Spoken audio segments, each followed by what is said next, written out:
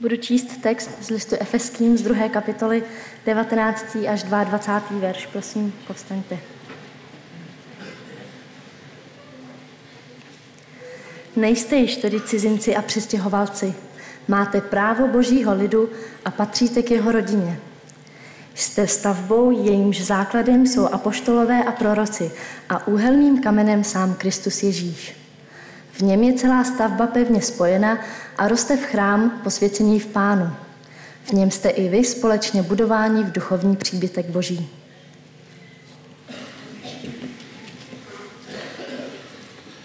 Good morning and happy Sabbath. Dobré ráno, přeji hezkou sobotu. Thank you for your hospitality to us and the lovely gifts you gave to our family. Děkuji za vaši pohostinnost a také za milé dárky, které jste dali naší rodině. One little girl is very happy because she is a bookworm and she loves books. Malička je šťastná, protože miluje knihy a dostala knihu, takže je spokojená. When I was a kid and when anybody visited from the general conference, they always brought greetings from the general conference. Jsem já byl dítětem a měli jsme návštěvu z generální konference, tak jsme vždycky nakoupili také dárečky pro návštěvu. But I'm very sorry, but nobody from the general conference said their greetings to you today. Nobody sent their greetings. Je mi líto, ale nikdo neposílá pozdravy vám dnes z generální konference. Because I didn't tell anyone I was coming. Já jsem jim totiž neřekl, že sem jdu. But if they knew, they would send their greetings. Ale kdyby věděli, tak určitě pošlou pozdravy. It's a pleasure to be able to worship with you. Je pro mne radostí s vámi zde uctívat Pána Boha. Working with the global mission of the church, I get the opportunity to visit many countries. Když pracuji v církvi s otázkou globální misie, tak se dostávám do různých zemí na světě. But when I mentioned to my wife Bettina that I had to go to the Czech Republic, když jsem se zmínil své manželce Katrině, že jedu do České republiky, suddenly her face lit up. Najednou se jí rozářila tvář. Can I come too? Můžu je taky. And she is delighted to be here with me because we have often admired the pictures of Prague and now we've had the opportunity to visit here. Takže je velmi ráda, že mohla se mnou přijet, protože jsme často obdivovali jenom ty obrázky Prahy a tak jsme rádi, že jsme tady. Some years ago I was asked to speak to a camp meeting. Před několika lety jsem byl požádán, abych hovořil na stanovém shromáždění. And they asked me to speak on the work of the Holy Spirit in the lives of people in the Old Testament. Požádán, abych hovořil na téma působení Božího ducha v životě Božího lidu ve Starém zákonu. Now I wasn't a theologian, but I gave my talk. Já sice nejsem teolog, ale tak měl jsem tedy tento projev. And in passing I mentioned that it's interesting that the biblical narrative. A mimo jiné jsem se zmínil, že tento biblické příběhy says that David and Saul were good-looking men. Vyprávějí o tom, že i David, i Saul byli dobře vypadající mužové. Well, afterward, this well-dressed, well-spoken, middle-aged woman came up to speak to me. A po tom kázání za mnou přišla jedna žena ve středním věku, velmi dobře oděná, dobře vypadající. She was kind and she thanked me for coming. Byla laskavá, poděkovala mi za to, že jsem přišel. And she said, that was Gary talking to Gary, wasn't it? A říkala, ty jsi mluvil jako Gary, kdyby mluvil s Garym, že jo? I said, I'm sorry, I do not understand. A já jsem se jí ptal, že tomu nerozumím. She said, when you were talking, it was Gary talking to Gary. No, když ty jsi mluvil, tak to bylo jako když Gary mluví s Garym. I still did not understand. Já jsem to stále nechápal. But I said, I guess whenever you talk, a little bit of yourself comes through. Ona mi potom řekla, no kdykoliv mluvíš, tak jako kdyby z tebe vycházelo něco z tebe. And she says, yes, Gary, you can be so glad that you are not good looking. Víš, Gary, ty máš takový štěstí, že nevypadáš až tak dobře. She said, I have known so many leaders in the church. Já znám už hodně vedoucích v církvi. Who were good looking and it was their downfall. A kteří vypadali velmi dobře a to potom je položilo taky. She said, but God can use you. Ale Bůh může tebe použít. I looked at her, wondering if she was perhaps joking, but no, she was serious. Chtěl jsem vědět, jestli si dělala legraci, ale vypadala vážně. And a few days later, I was on the phone to my father. A za několik dnů jsem telefonoval a mluvil jsem se svým otcem. And I said, Dad, you would never believe what this lady said to me. A říkal jsem mu, tati, ty nebudeš věřit, o čem se mnou tato žena bavila. She said that I was not good looking. Ona říkala, že nevypadám dobře. And he said, well, at last somebody has had the courage to tell you the truth. A on říká, no konečně někdo měl odvahu ti říct pravdu. I mean, you can't even turn to your own family for comfort. Nemůžete, what is it again? You can't turn to your own family for comfort. Ani na svoji vlastní rodinu jsem se nemohl obrátit pro potěchu, pro povzbuzení. You will be happy to know that after many years of therapy I'm working my way through this. A možná vás potěší, že po letech terapie se propracovávám, abych se s tím smířil. You know, there are times when we look in the mirror and we don't like what we see. Někdy se díváme do zrcadla a nelíbí se nám to, co vidíme. Now, I'm not talking just physical mirrors. A teď nemluvím jenom o fyzickém vzhledu. I'm also talking about spiritual mirrors. Ale mluvím také i o duchovním zrcadle. And this word here often acts as a spiritual mirror to us. To Boží slovo právě někdy funguje jako duchovní zrcadlo pro nás. And sometimes we don't like what we see. A někdy také nemáme rádi to, co vidíme. Mr. Alec Holden lived in Britain. Pan Alec Holden žil v Británii. One day he woke up and it was his 90th birthday. Jedno ráno se probudil a bylo mu 90 let. 90 years of age and he felt good, he felt strong. Bylo mu 90, ale cítil se dobře a byl silný. And so he went down to the local booking agent, the bookie, the betting agent, yeah. Betting, you know where you bet money. Yeah. Šel do tiskové nebo sázkové kanceláře, tak. And he gave £100 to the bookie and said, "Here is £100. I bet that in 10 years' time I will still be alive." A vsadil tam 100 liber, že za 10 let ještě budu naživu. Vsázím 100 liber. And so that bookie took the £100. Takže oni vzali těch 100 liber. And as Mr. Holden walked out the door, I'm sure he thought, I have made some very easy money here. A když on vycházel ven, tak si určitě říkal, no teď jsem přišel dobře k hodně penězům. But 10 years later, Mr. Holden woke up, it was his birthday and he was 100 years of age. He was 100. Lost, but he lost. No, he still he bet £100. And so 10 the years betting later, was that he will not live. No, he bet that I will still be alive in 10 years. Right. Okay. Takže se probudil za 10 let a bylo mu 100 let a stále byl ještě naživu. And so he walked back to the booking agent. Takže se vrátil zpátky do sázkové kanceláře. And he said, "Here I am, 100 years of age, still alive." Pojďte sem tady, 10 let později, je mi 100 let, jsem stále naživu. And the bookie had to give him 25,000 British pounds. A museli mu dát 25 000 liber. 25,000 British pounds is a good way to start the second century of your life. To je dobrý způsob, jak začít druhé století vašeho života. And the reporters were very interested in Mr. Holden. A zpravodajství se začalo zajímat o tohoto pána. And they asked him, "Mr. Holden, what is your secret for your long life?" Chtěli na něm vědět, co je tajemství jeho dlouhého života. And Mr. Holden thought for a moment. A on se zamyslel na chvíli. And then he said, a pak řekl, "You have to keep breathing." Nesmíte přestat dýchat. He said, "If you stop breathing, you're in real trouble." Když přestanete dýchat, tak pak přijde problém. And you know, I sometimes feel that in my church, a někdy vnímám to, že v mém sboru many of us have stopped breathing. Lidé přestali dýchat. Again, I'm not talking physically. Teď nemluvím o tom tělesném dýchání. I'm talking about spiritually. A mluvím o tom duchovním dýchání. And we need a new, fresh dose of life-giving spiritual potřebujeme novou, oxygen. čerstvou, svěží dávku života s novým kyslíkem. In many churches, the baptismal font has become a decoration. Na mnoha místech křtitelna se stala jakousi jenom ozdobou. In many churches, it's been years since anybody from the community has come inside. Do mnoha sborů už léta nikdo zvenku nepřišel. And there is nothing more life-giving, more invigorating than having people from the community with us. Více osvěží, než když přijde k nám někdo nový, někdo zvenku. But somehow, whether we have built them or society has built them, for some reason there are barriers, there are walls between the community and us. Z nějakého důvodu, nevím, jestli to společnost vytvořila, nebo my jsme si to vytvořili, jsou mezi námi zdi. In his letter to the Ephesians, a v dopise Efeským, the Apostle Paul talks about barriers. Apoštol Pavel hovoří právě o bariérách. And I'm looking in chapter 2. Sleduju kapitolu 2. And here he is talking about alienation. A on tady mluví o odcizení.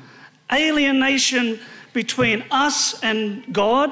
O odcizení mezi námi a Bohem. And between us and other people. A mezi námi a ostatními lidmi. And the first 10 verses are looking at alienation on the individual level. We are alienated from God. A v těch prvních 10 veršů mluví o odcizení mezi námi osobně, individui, a mezi Bohem. Then the rest of the chapter is looking at alienation between humanity in general and God. A zbytek kapitoly potom hovoří o odcizení lidstva a Bohem. Let's look starting in verse 11. Let's look at some of the starting in verse 12. Let's look at some of veršem 12. the words that Paul uses.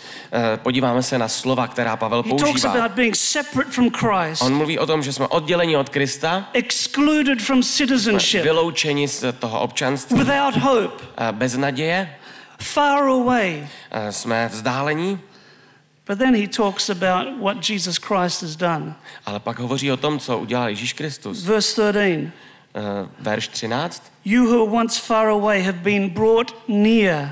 Kdysi jste byli vzdálení, ale teď jste díky Kristově krvi blízcí. Verse 14, he has made the two one. Verš 14, že dva tábory spojil v jedno. He has destroyed the barrier. Zbořil hradbu. Beautiful words of reconciliation. To jsou krásná slova smíření. You see, Jesus is in the business of knocking down walls. Víte, Ježíš, jeho povoláním je bořit hradby, předsudků. And the culmination of this chapter is what was read so nicely this morning, verse 19. Vyvrcholením této kapitoly je to, co už tady zaznělo. Consequently, you are no longer foreigners and aliens. Ve verši 19. A tak již nejste cizinci a přistěhovalci. In my wallet I carry around something that is called a green card. Ve své peněžence mám něco, čemu se říká zelená karta. And because I am a foreigner to the United States, protože jsem v Americe cizincem, this gives me permission to work in the United States. Umožňuje a povoluje pracovat ve Spojených státech. If I arrive at the airport in the United States without this, a kdybych přijel na letiště do Spojených států bez této karty, I cannot enter the country. Tak mě nedovolí vstoupit do té země. Now this is the second card I had. A to už je druhá karta, kterou mám. The first card had a picture of me looking like a criminal. Na té první kartě jsem vypadal jako kriminální. And at the top of it said, a na vrchu té karty se říkalo resident alien. A se říkalo bydlící cizinec. So here I am, a resident alien in the United States. Takže tam bydlím, ale jsem cizinec ve Spojených státech. There's no such card in the kingdom of God. Víte, ale v Božím království žádná takováhle karta neexistuje. There are no aliens in God's family. Tam nejsou cizinci v Boží rodině. There is neither Jew nor Greek.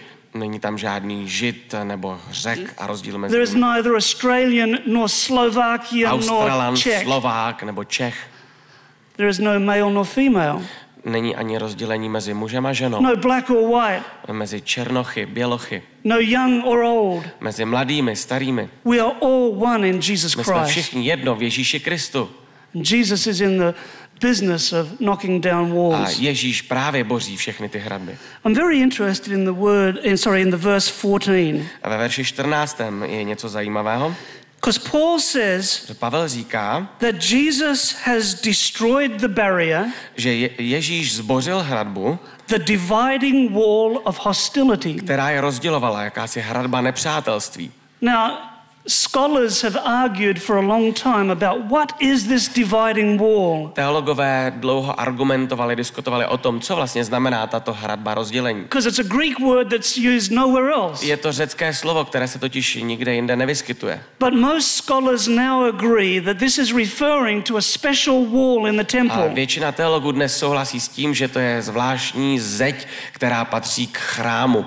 As you know, in the Jewish temple there was a court for the Jews and there was a court for the Gentiles. V židovském chrámu byla zeď, která oddělovala Židy od pohanů. And on that dividing wall there was a plaque. Na té zdi byl nápis. And this plaque was a warning to the Gentiles. A na tom nápise bylo varování pro pohany. Now I had heard a já jsem slyšel, that there was a museum in Istanbul, Turkey. V Istanbulu je muzeum that had the plaque from Herod's temple. A tam se právě nachází tento nápis z Herodova chrámu. And in 1871 this was discovered. A tento nápis byl objeven v roce 1972. So a couple of years ago, Bettina, Bethany and I were in Istanbul. A před několika lety jsem tedy s manželkou byl na návštěvě v Istanbulu. Now there were so many museums. Tam je tolik muzeí. But I thought I'll start at the Archaeology Museum. Ale já jsem se domníval, že bude dobré začít s archeologickým muzeem. And I started searching, looking everywhere. A takže jsem se začal prohlížet, hledat, Could not dívat find se. it. A nemohl jsem to najít. Then finally up on the very top floor. A nakonec úplně v tom nejvyšším podlaží. Just sitting on the floor down one end of the corridor. Jenom to tam sedělo na podlaze. Was this leželo. plaque from the A to temple. byl právě tento nápis z toho chrámu. And the plaque says, translated, A na tém desce bylo napsáno, když to přeložím, do not enter the court of the Jews. nevstupujte do místnosti Židů. If you do, you will be killed. Když vstoupíte, přijdete o život. Quite a warning. Docela velké varování. So Paul says that Jesus came and he knocked down the barrier, that dividing wall. Pavel říká, že Ježíš přišel a srazil a zbořil hradbu, která je rozdělovala. Centuries of tradition and centuries of Jewish theology. Celá staletí tradice židovské teologie. Jesus came and knocked it A away. najednou Ježíš přišel a srazil. There's no to Jew or všechno dolů. Gentile. Už není rozdílu mezi Židem a pohanem.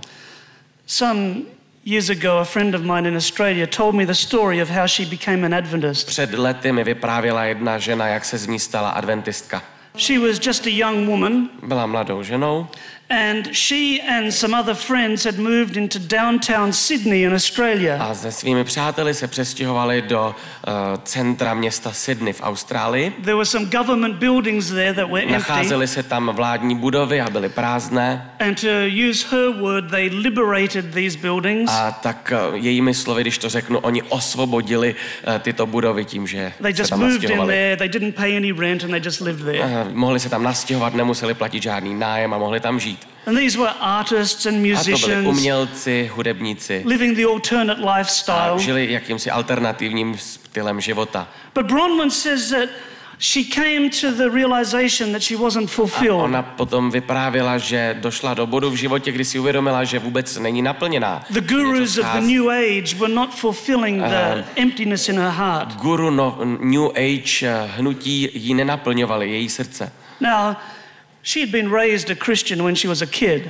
Ona vyrůstala v křesťanské rodině, když byla dítě, but she left when she ale became a pak teenager. odešla jako teenager. But she thought that maybe she should have a second look. Ale najednou jí přišlo, že by to měla znovu zkusit. Now, being a hippie, she was into healthful living. Protože byla hippie, tak se zajímala o zdravou výživu. She was a very strict vegetarian. Byla striktní vegetariánkou. And so she had heard about Seventh-day A Adventists. tak zaslechla něco o adventistech And she sedmého heard dne. that they were into holistic living. A slyšela o tom, že oni se snaží o holistický So způsob she života. thought, I will try the Adventist church. Tak si řekla, že to tedy vyzkouší u nich. So one Saturday morning, Takže jedno sobotní ráno Bronwyn went to the local Adventist church. šla do místního sboru adventistů She walked in and immediately she felt out of place. a když vstoupila dovnitř, tak hned cítila, že se asi spletla. The way that she was dressed was just Způsob, jak byla totally oděná, different to everybody else. se velmi lišil od ostatních. But she saw a church pew and she quickly sat down. Ale viděla tedy lavici, tak tam rychle zaplula.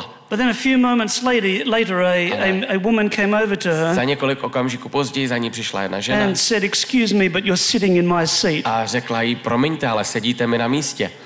So Bronwyn quickly moved. Takže se rychle posunula na jiné místo. And she said it was interesting to listen to these hymns. She hadn't heard them since she was a little kid. Bylo velmi zajímavé poslouchat ty písně, já jsem je neslyšela už od dětství. She said she didn't get much out of the sermon Moc z toho kázání prý neměla, because they were talking about things she didn't understand. protože se hovořilo o věcech, kterým vůbec nerozuměla. Things like the three angels' messages, Věci jako trojandělské poselství, justification, ospravedlnění, the spirit of prophecy, duch proroctví, the remnant. ostatek, Long list of things she was not familiar with.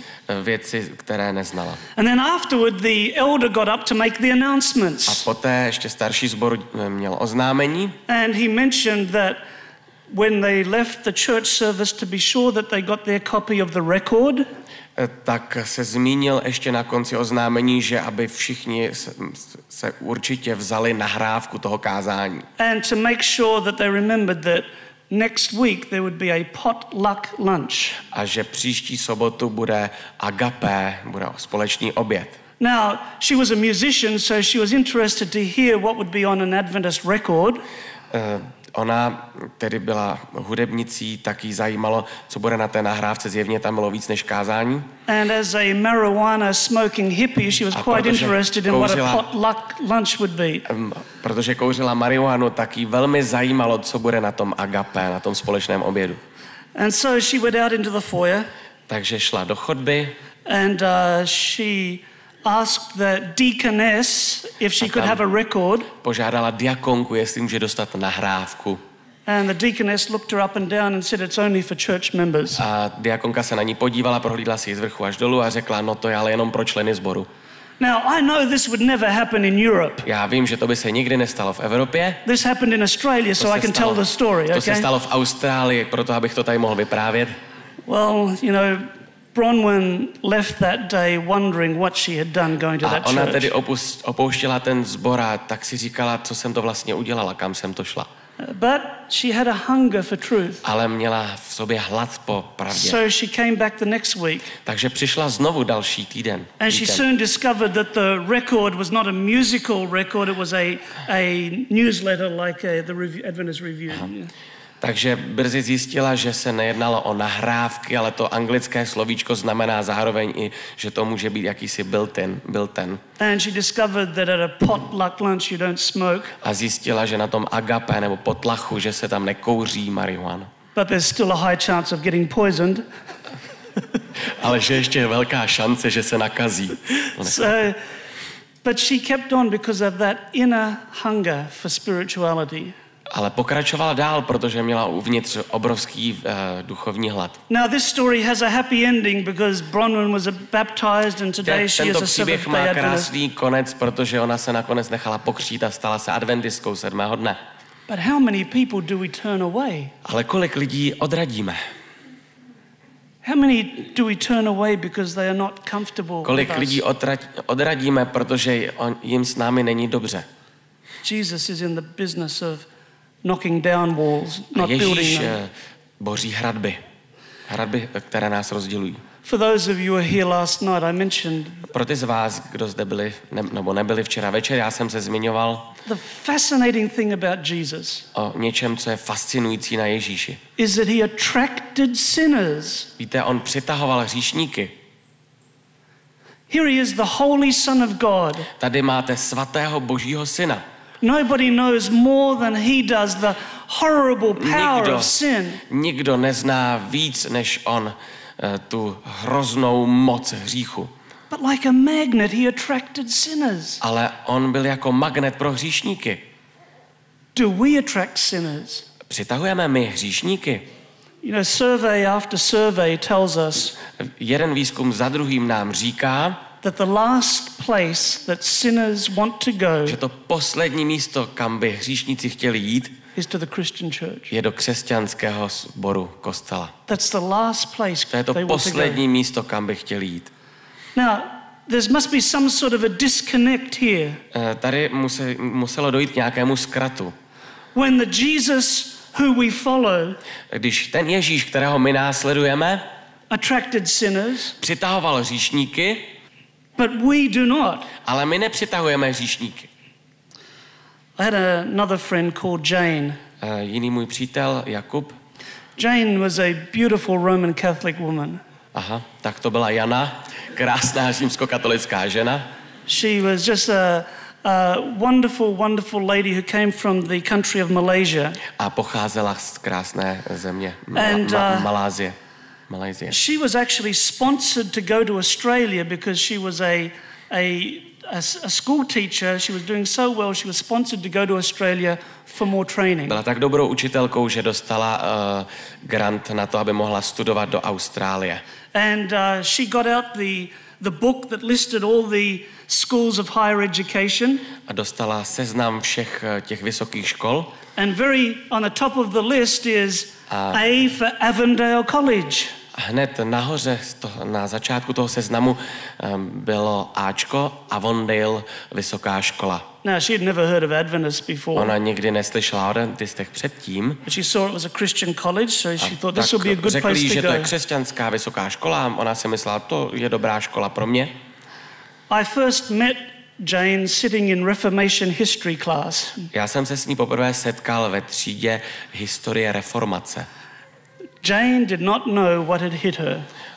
Jana vůbec netušila, co to na ní přišlo. She went to the cafeteria. Ona potom šla do jídelny. And there was typical Australian food. Tam dostala typické australské jídlo. But she came from an Indian background with spices and ona curries. Ona byla původně Indka, takže byla zvyklá na pálivé kořeněné jídlo. She couldn't even taste Australian food. Ona ani nemohla ochutnat to australské jídlo. Saturday morning she woke up and she saw everybody was getting in their Sabbath in their good clothes. V sobotu ráno se probudila a viděla, že všichni se oblíkají do sobotního oblečení. And she looked at the calendar and she thought, I thought it was Saturday, not Sunday. Dneska je přece sobota, teď není neděle. And she thought, well, I must be all confused with the time changes. Asi pomatená tou časovou změnou tady. So she got dressed up in her fine clothes and se oblékla do svého hezkého oblečení a potom tedy šla do toho kostela. And she looked around in the foyer wondering where the holy water was. A dívala se okolo sebe hned na té chodbě a hledala nějakou svěcenou vodu. She was experiencing alienation.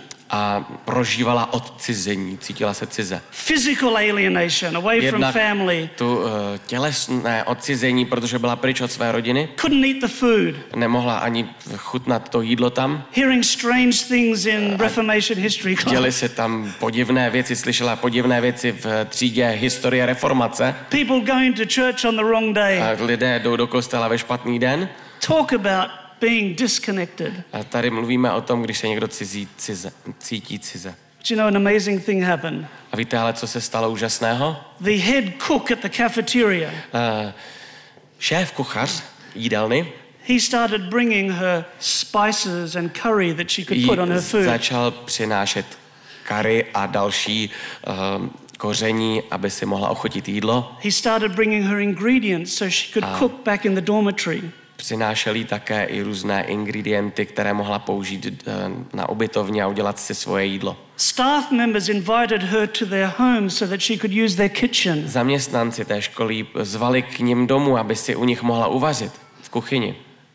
People started driving her on Sunday morning to the local Roman Catholic church. Lidé jí nabídli, že ji zavezou v neděli ráno do nějakého kostela na blízku. Breaking down walls. A najednou začaly padat hradby. Breaking down barriers. Bariéry. Jane is now teaching at Avondale College. Jana je dnes učitelkou na naší škole Avondale. Consequently, you are no longer foreigners and aliens. Už nejste cizinci. Fellow citizens with God's people. Už jste občany Božího království, jste božím lidem. Søren Kierkegaard tells a story. Kierkegaard vypráví jeden příběh about a hospital. O nemocnici. And the problem in this hospital was that all the patients were dying. Problém s tou nemocnicí byl, že tam všichni pacienti umírali. And the administrators did not know what to do. A zaměstnanci nevěděli, co dělat. They tried everything. Pokoušeli se o všechno. They tried new procedures. Snažili se přijít s nějakými novými procedurami. They made sure that the doctors and nurses were doing the proper sterilization. Ujišťovali se, že doktoři i zdravotní sestry dělají dobrou sterilizaci všeho. They increased the level of cleaning. Také zvýšili úroveň čistoty v nemocnici. They tried everything, but the patients kept dying like flies. Ale ti pacienti umírali tak jako mouchy. And finally they discovered the problem. Až nakonec zjistili, v čem spočíval problém. The entire hospital was full of poison. Celá nemocnice byla plná jedu. Kierkegaard in his typical manner Kierkegaard svým osobitým způsobem říká, said this is what the church is like in 19th century Denmark. Takhle vypadá církev v 19. století v Dánsku. People are dying spiritually. Lidé umírají duchovně. Come to church Sunday morning. Jdou do kostela v neděli ráno. And so we try different things. Aby se pokoušíme dělat různé věci. We try a new prayer book. My máme novou modlitební knížku. We try a new hymn book. Nový zpěvník. We try a different type of service. Různé druhy bohoslužeb. But people keep spiritually dying. A přesto lidé duchovně umírají. He said the problem is Problém ale je v tom, nothing wrong with the procedures or anything. ne v nějakých těch procedurách a způsobech, but the entire church is full of spiritual poison. Ale celá církev je plná duchovního jedu. How do you clean out spiritual poison? Jak se zbavíte duchovního jedu? You open up the church windows. Otevřete okna v modlitebně. You take those church doors and you rip them off their hinges. A vyrvete dveře vaší modlitebny z pantů. Because you see, when the windows are closed and the doors are closed, protože když jsou zavřená okna a dveře, we can't see the community around us. Pak nevidíme, co se děje venku s našimi sousedy. What happens is that the church becomes a spiritual club for church members. A stává se to, že církev a sbor se potom stává církevním klubem jenom pro členy toho klubu. And the focus of the church becomes our needs. A zaměření církve a sboru je potom na naše vlastní potřeby. Our comfort. Na naše pohodlí. And we forget that there's a world out there who do not know Jesus Christ. Máme tendenci zapomenout, že je tam venku svět s lidmi, kteří potřebují. There's nothing more life-giving. Není nic, co by dodávalo víc života a energie, to a church to rip open those doors, než když sbor otevře svoje dveře nebo vytrhne ty dveře. And to become one with the community around. Spojí se s tím okolím a stanou se jedno. The Seventh-day Adventist Church has a rich tradition. Adventistů sedmého dne má velmi bohatou tradici of people who have knocked down walls. Lidí, kteří zbořili hradby. I think of Pastor Fernando and his wife Anna Stall. Myslím nyní na pastora Fernanda a jeho manželku.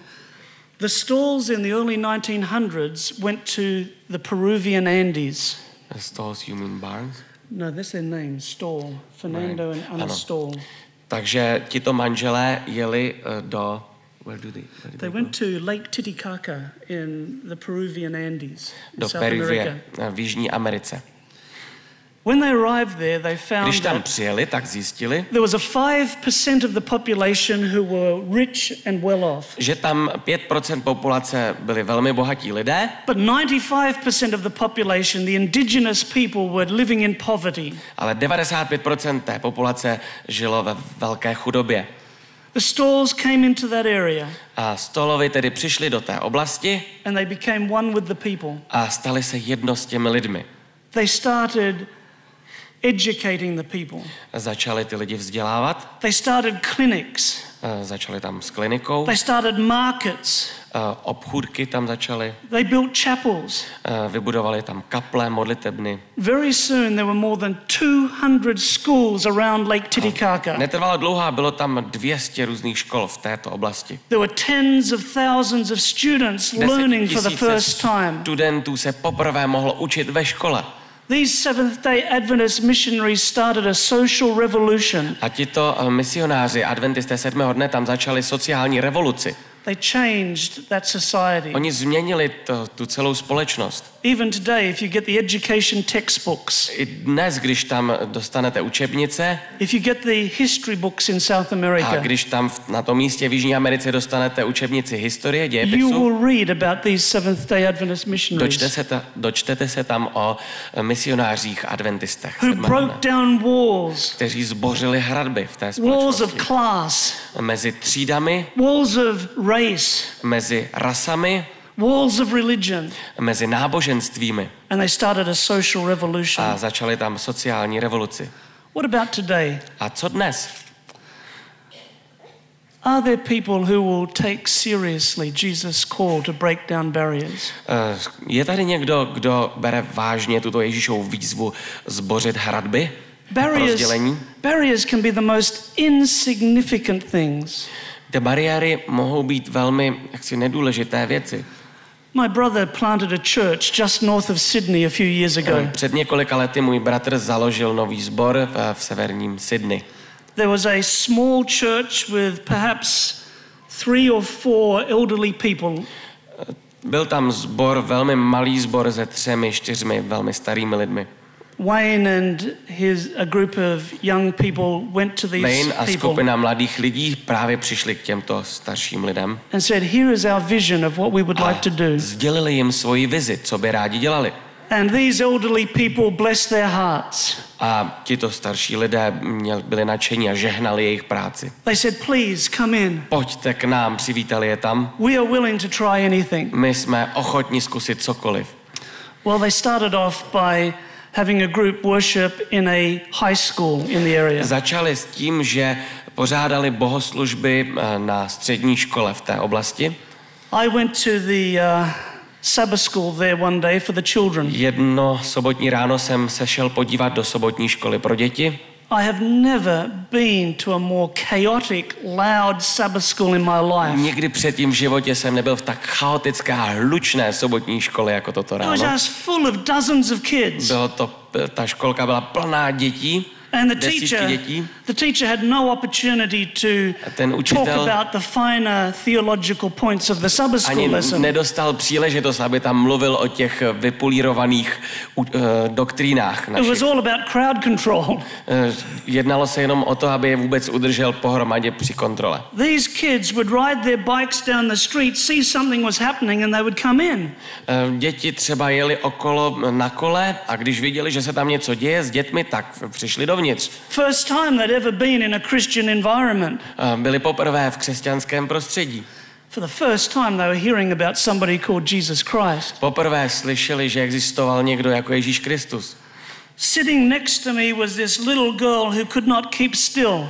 Vedle mě seděla malá holka, která nemohla vydržet v klidu. She was literally bouncing in her seat. Ona doslova tam poskakovala na té židli. And at one stage this little girl shot her hand up in the air. A v jednom momentu ta malá holka vyskočila a zvedla ruku. And she said, "How did Jesus die?" A zeptala se, jak Ježíš zemřel? I looked at her. Já jsem se na ní podíval. We're not in the jungles of Africa here. My tady nejsme někde v džungli v Africe. We're not in China. My nejsme v Číně. We're in Australia and my jsme v Austrálii. And you've never heard how Jesus died? A ona nikdy neslyšela o tom, jak Ježíš zemřel? And nobody else heard. The teacher was too busy. The teacher just said, "We'll talk about that later." A nikdo jiný ani neslyšel tu odpověď, protože jim učitel řekl, že o tom budou mluvit později. But I heard the little girl say. A já jsem slyšel tu malou dívku, jak říkala. I hope he got shot. Já doufám, že byl zastřelen. I hope he got shot. Doufám, že ho zastřelili. What's happening here? What is she saying? Říkal, co se tady děje? Proč to říká? And suddenly it hit me. A nakonec mi to došlo. Here was this little girl. Tady byla tato malá holka. The only time she had ever heard the name of Jesus before was when her parents were swearing.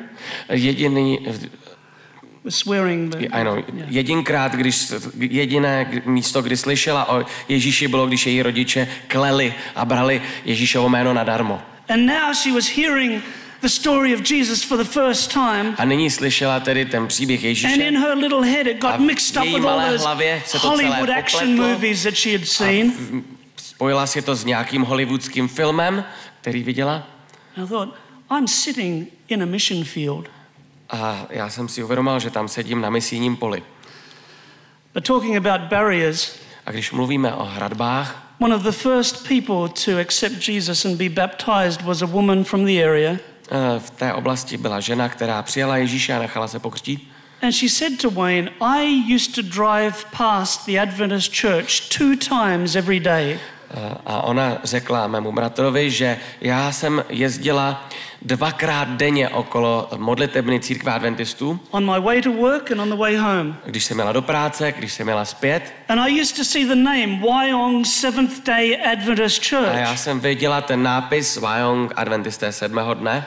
And I thought that is a church for Seventh-day Adventists. A já jsem se domnívala, že to je sbor pouze pro adventisty sedmého dne. I never thought for a minute that it could be for anyone else. Nikdy mne ani na chvilku nenapadlo, že by to mohlo být sbor pro někoho jiného. So the first thing my brother did. Takže první věc, kterou můj bratr udělal, was pull down the sign. Strhnul tento nápis z modlitebny a změnil ho to Central Coast Community Church. Central Coast Community Church. Název té čtvrti a Community Church. Církev pro všechny. Still a Seventh-day Adventist church. Je to stále církev adventistů sedmého dne. But even the name was a barrier. Ale představte si, že i ten název byl překážkou pro lidi. So now people say, oh, this is a community a nyní, church. Když lidé jedou okolo, tak ví, že to je sbor pro obec, pro lidi venku. Simple things. Je to velmi jednoduchá věc. But how many barriers do we put up? Ale kolik bariér a přehrad máme postavených. One day, 2 of the new believers in the church were in a shopping mall. Jednoho dne 2 nově věřící lidé byli v nákupním středisku. And a young man ran up to them. A najednou k nim přiběhl mladý muž. And said, "Can you please take me to the methadone clinic?" A žádali, aby ho zavedli do nějaké kliniky. He was a heroin addict. On byl závislý na heroinu. And he needed to get to the clinic. A potřeboval se rychle dostat k lékaři. The 2 ladies didn't think twice. They said yes. A tyto 2 dámy nemuseli dlouho přemýšlet a řekli ano. They drove him to the clinic. A vezli ho na kliniku. Then afterward they drove him home and they cooked him a meal. A poté ho zavezli domů a uvařili mu doma jídlo. See, these were 2 ladies. To byly 2 dámy. Who were recent believers. A oni nedávno uvěřili. They came from the community. A přišli zvenku. They knew the community. Oni znali, jak to venku funguje. Heroin addict didn't faze them for a minute. A závislák na heroinu je vůbec nezastrašil. He told them that the following week he had to go to court. A on jim řekl, že další týden musí jít na soud. When he arrived at the court, he saw that there was a group of people that he did not know. A tak zjistil, že tam je skupina lidí, které on předtím neznal.